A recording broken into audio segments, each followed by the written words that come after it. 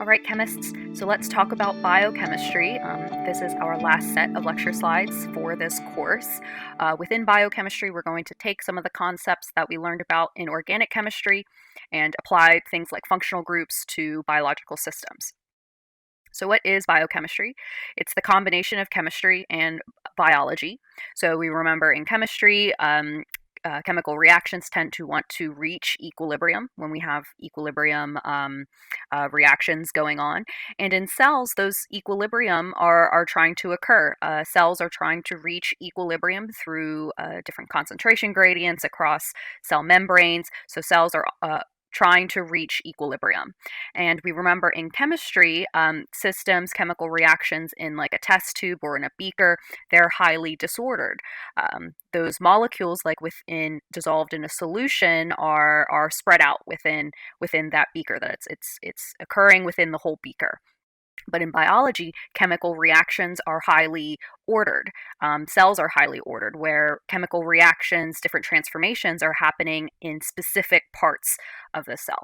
So we're taking our concepts of chemistry and now applying them to more specific biological functions. All right, so biochemistry tries to explain living systems on a molecular level. So we're still looking at biological systems through the lens of a chemist. So we study these chemical processes that are required of life, and a lot of it comes down to important career fields such as genetics, cell biology, immunology, medicine, different things like that. That biochemistry is very important for those career fields. So as a chemist, we want to look at these cell functions on the atomic level. We want to look at structure, what kind of functional groups are there. And so there's two different approaches that we can take when looking at biological systems. We can think about what and how biomolecules, molecules within our body, within living things, form and function. And so that's the reductionist and holistic views of biochemistry. So in a reductionist type of approach, we look at each system in the small part and look at them separately. You know, this cell does this function, this other type of organelle does this type of function. So we look at things separately. But in a holistic science, we look at the system as a whole and look and see how those parts work together. Maybe like a type of analogy would be like a reductionist science would be like a doctor who has an MD. Those types of doctors look at different diseases and treat those diseases, separately. While if, your family doctor might have a DO, at the end of their name. A DO is more of a holistic doctor. They look at the overall health of the whole body and treat the whole person and not just specific diseases. Both doctors, have doctor training. They just have different approaches to healing patients. We have another analogy that we can make to biochemistry. So we can take the concepts and ideas from organic chemistry, like functional groups and reactions, and think about, okay, how do those work within biological systems? That's chemistry. And then you could take the ideas from biochemistry and think about all of the reactions, all the metabolism reactions as a whole, and use that to explain biology and how living things live and function. An analogy could be like letters. Letters are like the building blocks, kind of like functional groups to make molecules within biological systems. So biochemistry, letters, you can form them to make words and sentences. That's like the building blocks of life, biochemistry. Then we can take those words and sentences and put them together to actually have meaning within a living organism. And so that's kind of like communication. We take those words and sentences, put them together to actually communicate ideas. So the scope with biochemistry, our goal here, what we want to learn is think about how do molecules, their structure and reactivity lead to living beings. We'll look at molecules and think about their structure, reactivity, how do those work together within a cell, and then finally, how do those molecules combine to build up to larger functional units like organelles, and that will lead to forming an actual organism, biology. So our goal here is to think about the smaller units, at the atomic level, because we know organisms, if you've taken biology, is composed of a lot of different organelles, different components in a living cell. Okay, so this is a picture of a simple living cell, but it's not quite that simple. So we'll be looking at these specific different components, proteins, saccharides, lipids, things like that, and think about, okay, what chemical structures and properties from at the atomic level make up a living cell. All right, so let's think about the beginnings of biochemistry, a little bit of history. All right, um, so biochemistry uses principles, language of chemistry to explain biology. So remember our letters, sentences, communication analogy. So here's a nice little quote. Anything found to be true of E. coli must also be true of elephants. All right. So a lot of the different concepts that we learn here, it can be applied to all living things. That's what this quote is kind of getting at. All right, so how did biochemistry start? So we have a chemist to thank for that, Frederick Wohler. He's the founder of biochemistry, and he synthesized urea, which is one of the byproducts of urine. So urea is an organic compound. So he actually synthesized urea in a test tube. He took ammonium cyanate, he heated it up, and formed urea. So this is very important because before this point, organic chemistry versus inorganic chemistry, that distinction was just made. Okay, organic chemistry is all compounds that come from living things. So Wohler, this reaction was important because he was able to synthesize an organic compound that's found in living things, but he was able to do it in a test tube.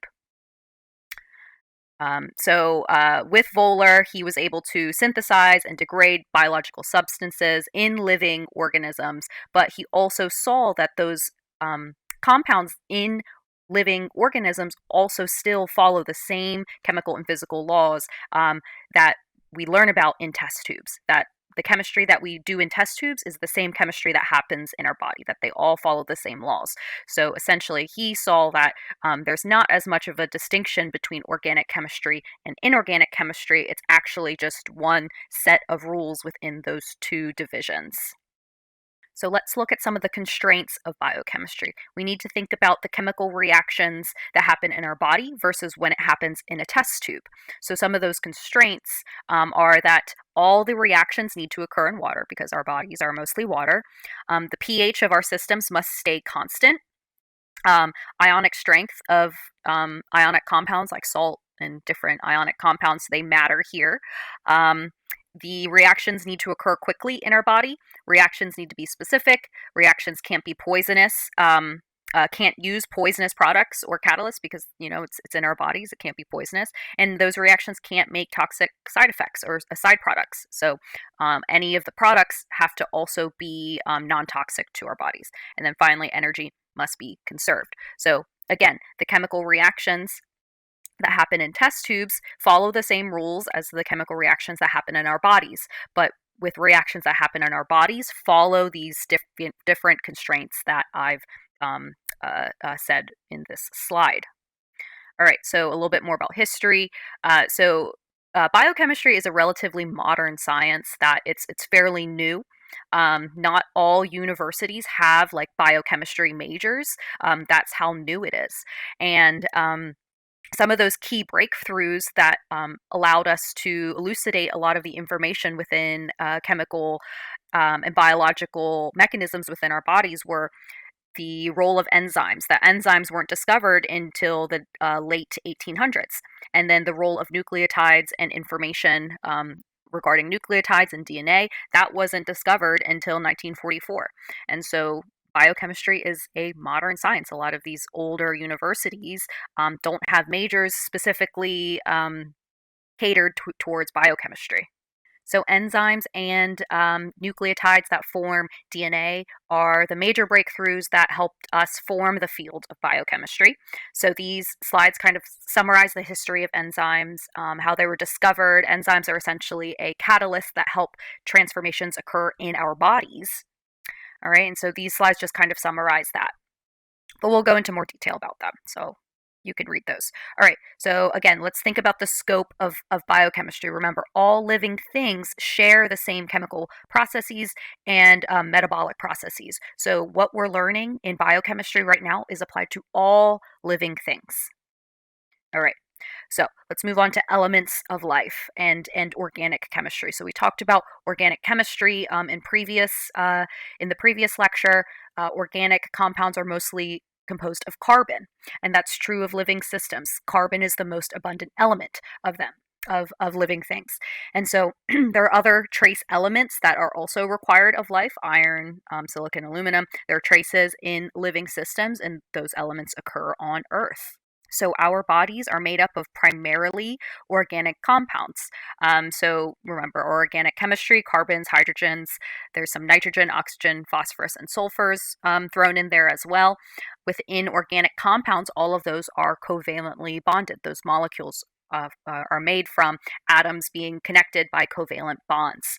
And so in organic chemistry, there's some trace elements still required that come from the organic side of things. So a lot of metals are required within our body. So here are some of them, but this periodic table kind of summarizes all of the required elements of life. So you see here in dark, the dark colors are the main components of our bodies: carbon, nitrogen, oxygen, hydrogen.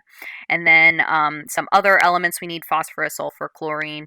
Some of these group 1 and 2 metals are required. And then here in the light orange or pink, I don't know, are some trace elements that we need. And we see that a lot of the elements that are required are these transition metals within our bodies. A lot of these transition metals are vital for a lot of the enzymes, chemical transformations that occur. There are typically 1 to 4 of these metals within one macromolecule in order for a chemical transformation to happen.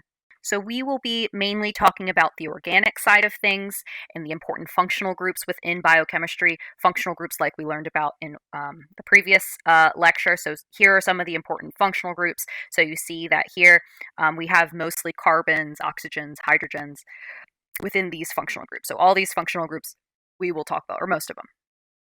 And so cells are constructed from these functional groups.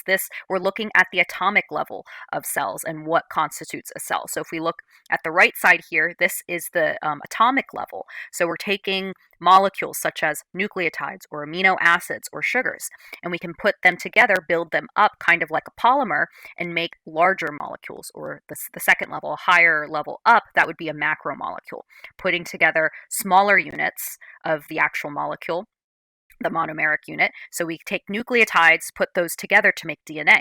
We can take amino acids, put those together to make proteins, or we can take sugars, put those together within a polymer to make cellulose. And then once we have these macromolecules, we can make even more complex structures. So DNA, put a bunch of DNA together to make chromatin. We can take proteins to make membranes, cellulose to make cell walls. And then finally, now that we have these more complex structures, we can put them together to actually form a cell and its specific organelles. So again, we will be focusing on the atomic level of cell structure.